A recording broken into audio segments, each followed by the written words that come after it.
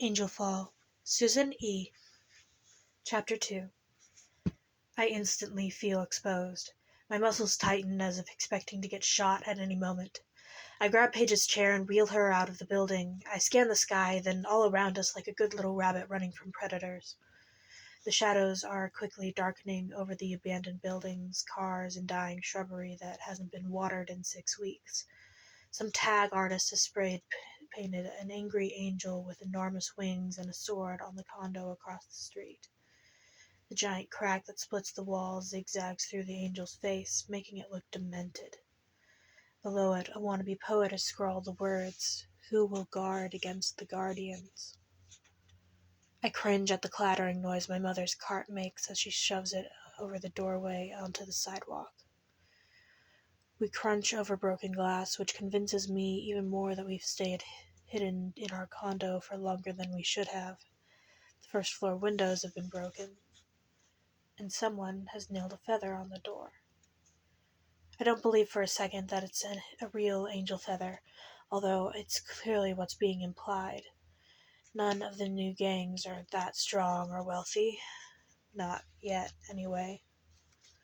The feather has been dipped in red paint and drips on the wood. At least, I hope it's paint.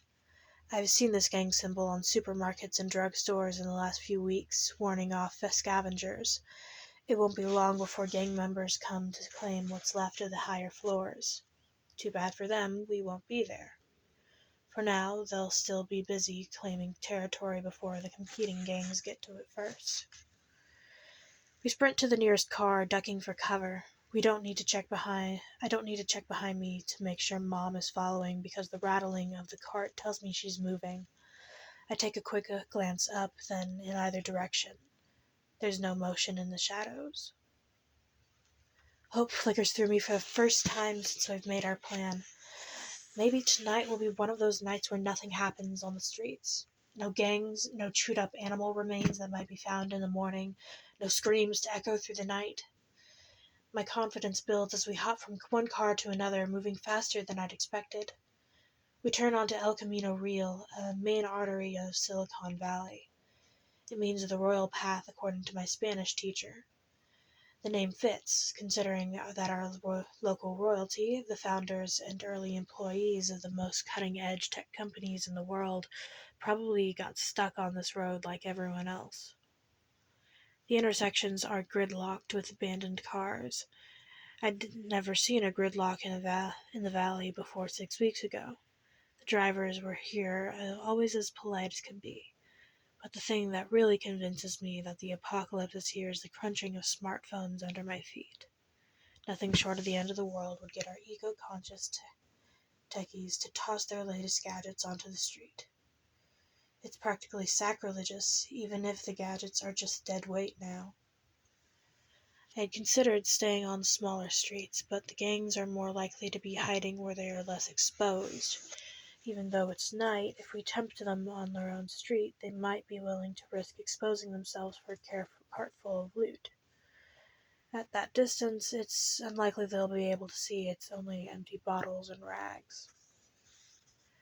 I'm about to pop up behind the SUV to scope out our next hop when Paige leans through the gaping car window and reaches for something on the seat.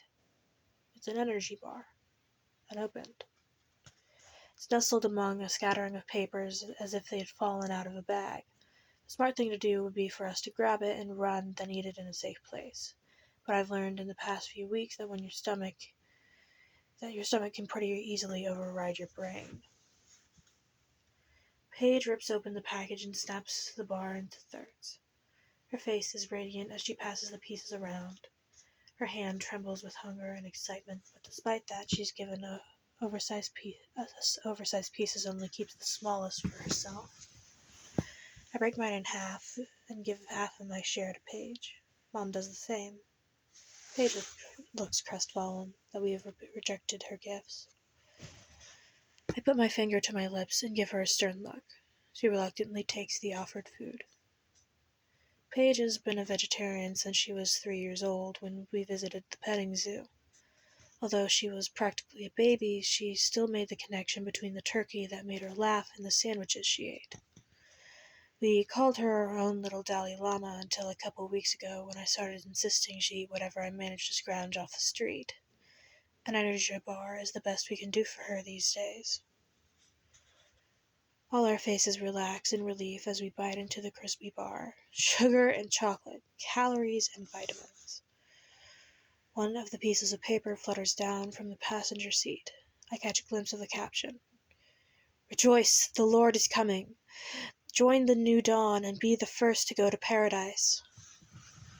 It's one of the flyers from the apocalypse cults that sprang up like pimples on the greased skin after the attacks. It has blurry photos of the fiery destruction of Jerusalem, Mecca, and the Vatican. It was a hurried, homemade look to it, like someone took still shots from the news videos and printed them on cheap color printer. We gobbled up our meal, but I'm too nervous to enjoy the sweet flavor. We are almost at Page Mill Road, which would take us up the hills through a relatively unpopulated area. I figure once we're near the hills, our chances of survival will dramatically increase. It's full night now, the deserted cars lit eerily by half of the moon. There's something about the silence that puts my nerves on edge. It seems there should be some noise, maybe the skittering of a rat or birds or crickets or something. Even the wind seems afraid to move. My mother's cart sounds especially loud in this silence. I wish I had time to argue with her. A sense of urgency builds in me as if responding to the build-up before lightning. We just need to make it to Page Mill. I push faster, zigzagging from car to car. Behind me, Mom's breathing gets heavier and more labored. Paige is so silent, I half suspect she's holding her breath.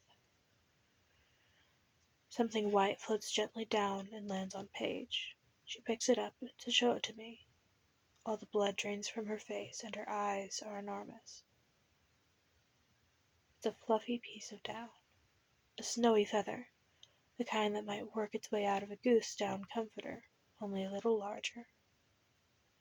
The blood drains out of my face, too. What are the chances?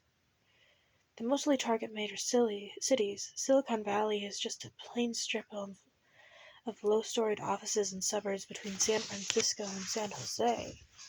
San Francisco's already been hit, so if they were going to attack anything in this area, it'd be San Jose, not the valley. It's just some bird flying by. That's all. That's all. But I'm already panting with panic. I force myself to look up. All I see is an endless dark sky. But then I do see something. Another larger feather floats down lazily towards my head. Sweat prickles my brow. I break out into an all-out sprint. Mom's cart rattles crazily behind me as she desperately follows. She doesn't need explanations or encouragement to run. I'm scared one of us will fall or Paige's chair will tip, but I can't stop.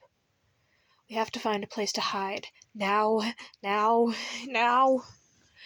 The hybrid car I was aiming for suddenly crumples under the weight of something crashing down onto it. The thunder of the crash makes me almost jump out of my boots. Luckily, it covers Mom's scream. I catch a flash of tawny limbs and snowy wings. An angel. I have to blink to make sure it's real. I've never seen an angel before, not live, anyway. Of course, we've all seen the looping footage of the golden-winged Gabriel, messenger of God, being gunned down from a pile of rubble that was Jerusalem, or the footage of angels plucking a military helicopter out of the sky and tossing it into the Beijing crowd, played first, or the shaky video of people running from a blazing Paris with the sky filled with smoke and angelic wings. But watching TV, you could always tell yourself it wasn't real, even if it was on every news program for days. There's no denying that this is the real deal, though. Men with wings, angels of the apocalypse, supernatural beings who've pulverized the modern world and killed millions, maybe even billions of people. And here's one of the horrors. right in front of me.